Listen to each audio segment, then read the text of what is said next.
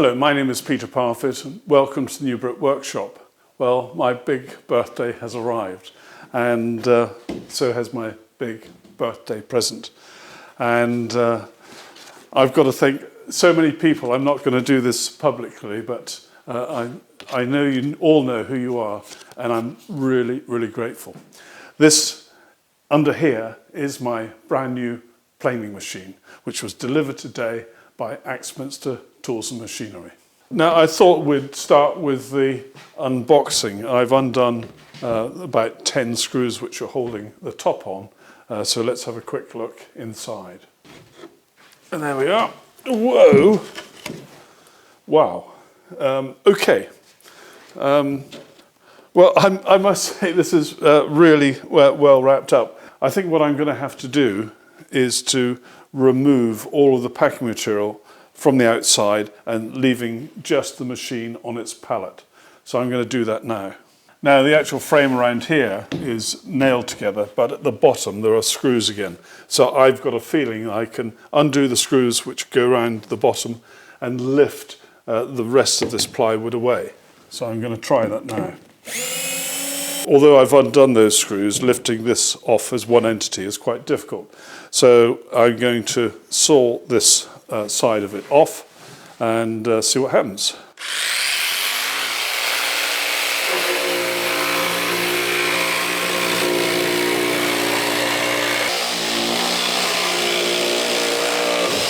And I think now you're better able to see the machine itself and just how well it's been packed.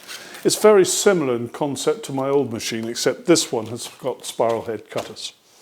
And I'm now able to get hold of the instructions, which are just tucked in at the top there, and I'll just check out how I should go about setting it up. Now, this is about to be the messy bit, because underneath this piece of plastic, or rather these two pieces of plastic, I've got the upper beds, and they are covered in a sort of greasy protective layer, and so I'm going to have to clean that off before I do anything else.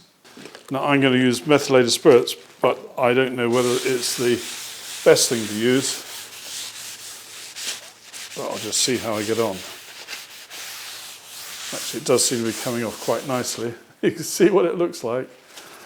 So this is protecting the planer beds for transit. Now you have to be careful doing something like this. Obviously methylated spirits is inflammable, and the last thing you want to do is to start a fire in your workshop. Now there are 4 bolts that hold the machine down onto the pallet, and you can probably just see one there, and there's one at each of the other 3 corners. And they supply a spanner which will fit that, and so I can start undoing that now. And once you've got it partly loose, it's possible then to do the rest with your fingers. Right, so that's those 4 done.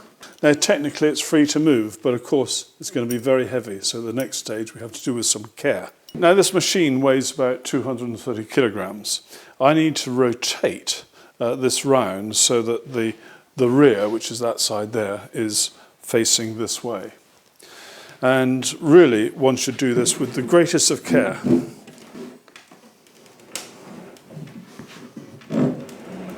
Now I'm using a nice big thick piece of oak, and I'm doing this very carefully. And thanks to that nice Mr. Archimedes, I think it was, who said, give me a fulcrum and I can lift the world. Well, that's more or less what's going on here. And now by moving this round, I can get this lined up so that the back of the machine goes against this part of the carriage. Now that's too great a drop to be able to walk the machine into the new location. So I'm going to have to raise this and do it in such a way that whatever I'm using to raise it can be removed bit by bit. So I've cut a bunch of little blocks. So I'm going to use these at each of the 4 corners to raise the carriage up, and that means that when I come to take these away, I can do them one little block at a time. Right, now this is the exciting bit. I've got to take the machine from where it is now onto the caster carriage. Right, you can see how I've set this up now. I've got my caster carriage which is on those blocks, and I've got a pair of clamps holding the caster carriage up against the pallet. If at any stage I feel worried about this, I will stop.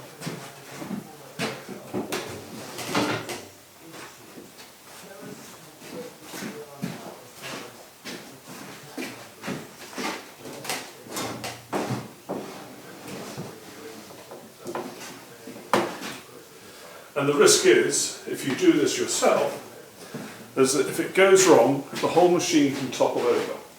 You'll then lose your warranty, you could break your leg, you could injure yourself for life.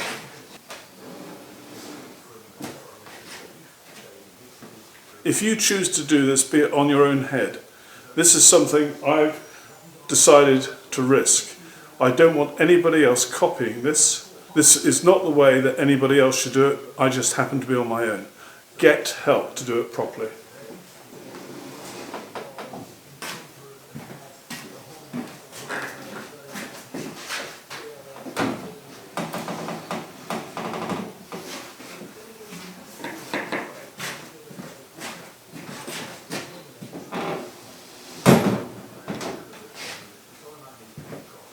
We're at the stage now where all the weight is now on the caster carriage,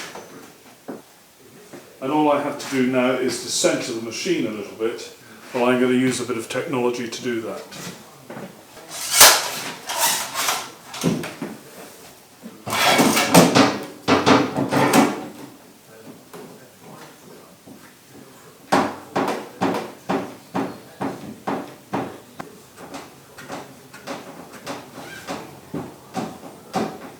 And I'm now going to separate the pallet from the caster carriage.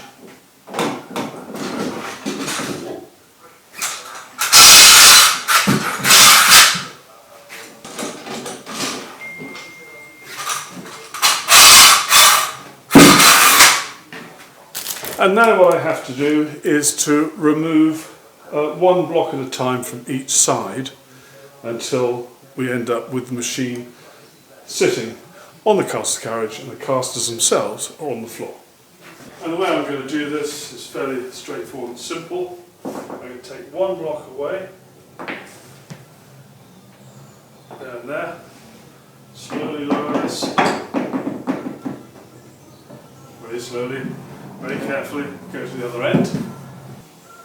And I'm being really careful doing this, lifting it, one block, and I don't need to go to the other end. I can take the second block out from here.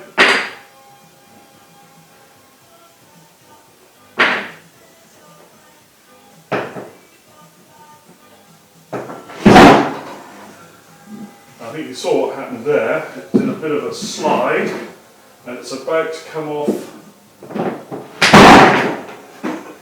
Yeah, completely off at this end now. That's it. And as I said, this is a very dangerous operation. You should not try this on your own. If you do so, it's entirely at your own risk.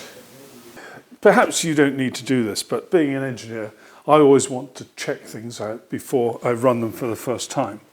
And on the side of the machine is a cover here. There are 4 screws. You don't need to take them all the way out, because if you undo them just enough, you can lift this plate up and away it comes.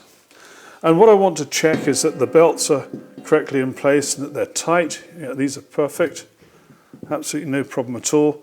And just have a general look in there to make sure there's no packing material or anything silly, and that is absolutely fine. And there's no excess grease anywhere. It all looks perfect. So that was just me being finicky. As I said, you probably don't need to do that. And then I just pop that cover back on, and this is the cover you would use if you needed to tighten a belt.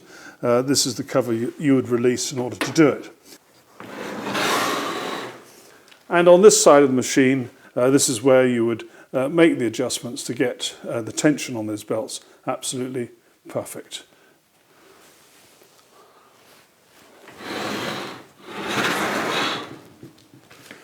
You can see with the casters it's reasonably easy to move. Not quite as easy as the old machine because this one weighs quite a bit more. Now I've installed the optional digital readout here. It's very simple to do. All you do is you undo the retaining bolt for the height wheel here, take that off, and then this slides on. And there's a little spigot at the back that sticks into this black piece here. Now, if that black piece is in the wrong place, you can loosen a screw which is on the inside. You go through that large aperture which I showed you earlier, and then adjust its position, make sure it's right, and tighten that screw up again. It is very difficult to get at. And I'll show you how to do fine adjustment on here shortly. Now, before we switch the machine on for the first time, I'm going to put some machine wax on. Now, I used to use a liquid form of machine wax. I now use this solid form. It's much better and it's not terribly expensive. Again, that came from Axminster.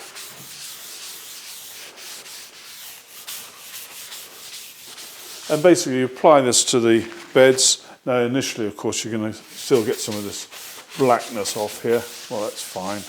And I'll do the same with the thicknessing bed, which is down below. Now, one thing I always do with any new machine which has got cast iron parts or even aluminium extrusions is just to run my hand very carefully around them to make sure there's no little sharp bits. And I have noticed in the past that one occasionally gets it, particularly on aluminium profile. And there is just a slight hint there. So I'm just going to give that just a very gentle rub there, just to take that little edge off there. That now feels fine. Now I really like this general design of machine, and this is essentially the same as my old planing machine. And the reason I like it is that you can change from planing mode to thicknessing very simply. There's two catches there which holds the beds in place for when you're planing. You lift up here, swing this over, and you're then ready to go into thicknessing mode. As simple as that. And to change back again, release the dust canopy, move this safety catch down here, down it goes, and then lock the beds in place with those two levers. The other controls that you have a depth adjustment here for when you're planing, doing surfacing work. You've got on and off, and you've got emergency cutout there. Then on this side, we've got the thicknessing adjustment wheel, and behind it, I've got my digital readout, which I've now installed. There is a lock that should you have this set at a particular place, that you could lock this so it stays there permanently. I rarely use that. You have here the lever which determines whether you've got the power feed on or not. When it's in the down position like that, the power feed's not selected. When it's in that position, it's the power feed for thicknessing. And then at the bottom left here, we've got the mains connection. You need a 16 amp supply, which I have, and then that's now plugged in. Now, before one turns the machine on for the first time, you should have already checked that there's no more packaging left. There are no tools left anywhere that you might have been using for setting it up. And I'm now just going to run this machine for the first time just to listen how it sounds.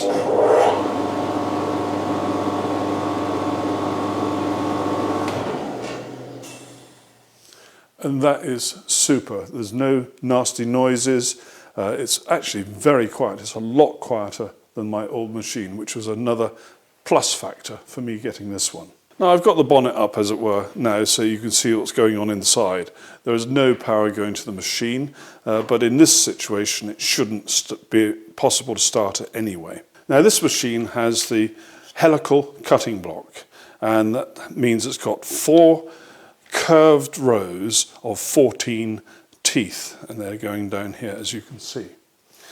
Now these teeth have 4 facets, and only one facet is in use at a time.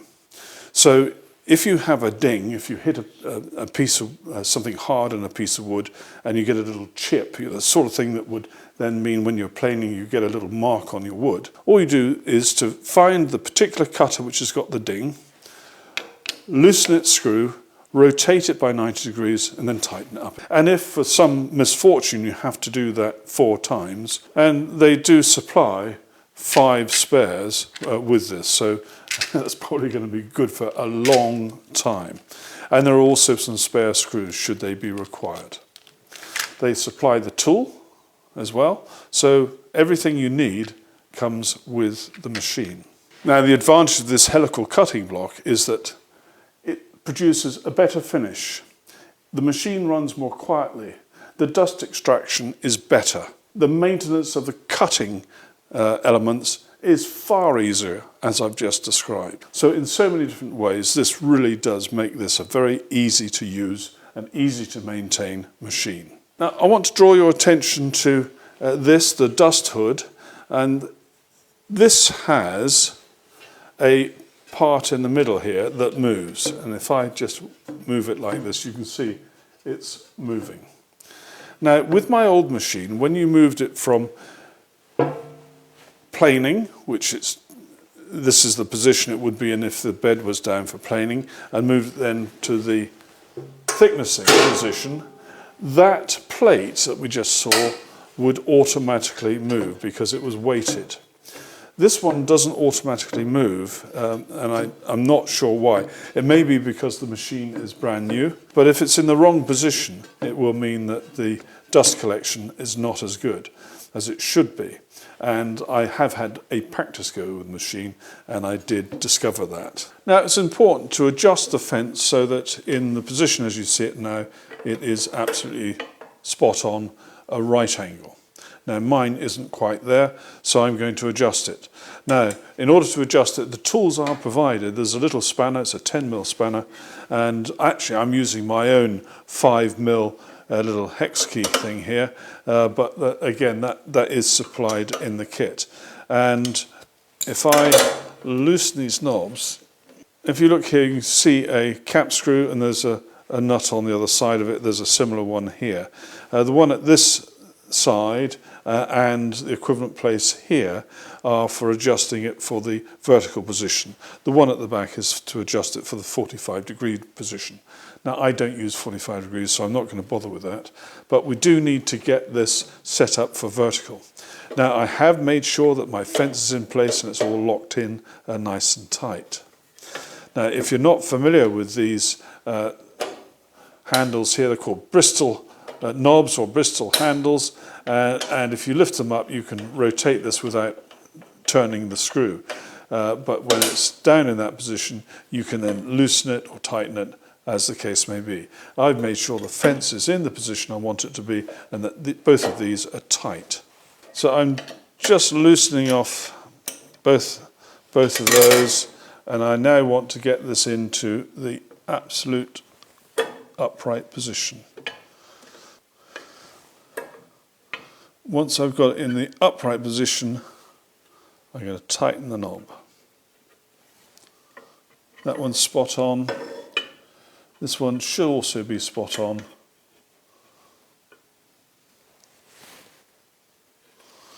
So that's really nice and tight. So I've tightened those knobs so the fence is held in the vertical position. I'm now going to slide the cap screw up against the stop here, and then I'm going to tighten it up, and I'm going to do that on both sides. Up against there. And now I want to check this, so what I'm going to do is I'm going to loosen these off and push this back into that position, tighten up both of these knobs and check. That is absolutely spot on, and so is that. So I've now achieved my aim. I've got that fence absolutely where I want it. Now, so we're now going to run the machine and do our first bit of work. We've already done a test run of the machine, so it sounds as though it's working okay. I'm going to turn my extractor on.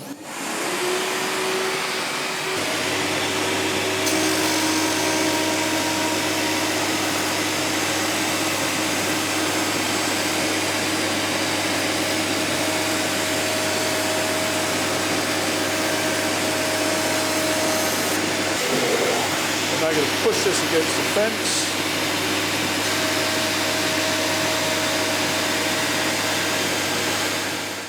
So I've now got a face side and face edge. So I'm going to mark that too. And if I've got everything set up correctly, this should be square. And you're going to have to trust me on this, but that is absolutely spot on square. The next stage is to take this through and thickness it, and that way we can make any adjustments that we need to the digital display that we use for thicknessing. And it's really simple to change it from planing to thicknessing. Undo the two clamps there, lift this up, and then flip this over. And I'm just going to check the thickness of this piece of stock, 129. So I'm going to set this at 128 and see if that's about right. 1280. Now, as we're about to start thicknessing, we engage the drive by releasing that lever so that it will feed the wood through.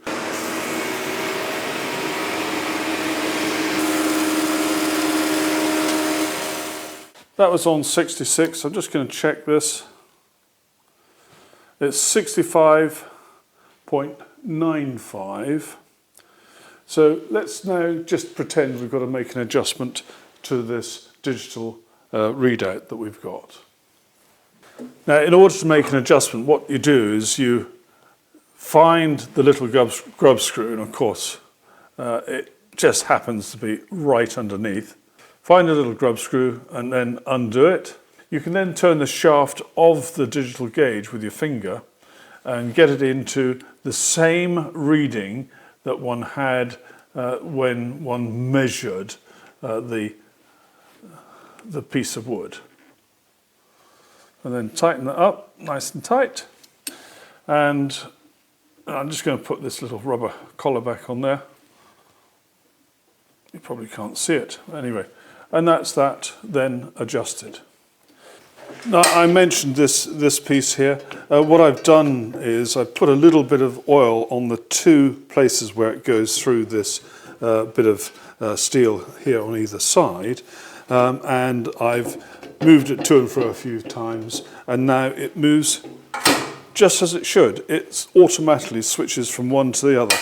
But if you did notice that you were getting any extra chippings out when you weren't expecting them, then do check that.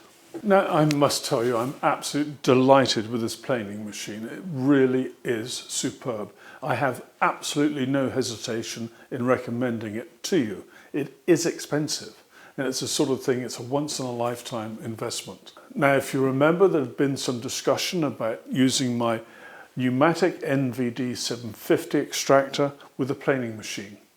And I'd said before with my old planing machine that it wasn't quite picking up all the chippings, but I wasn't worried.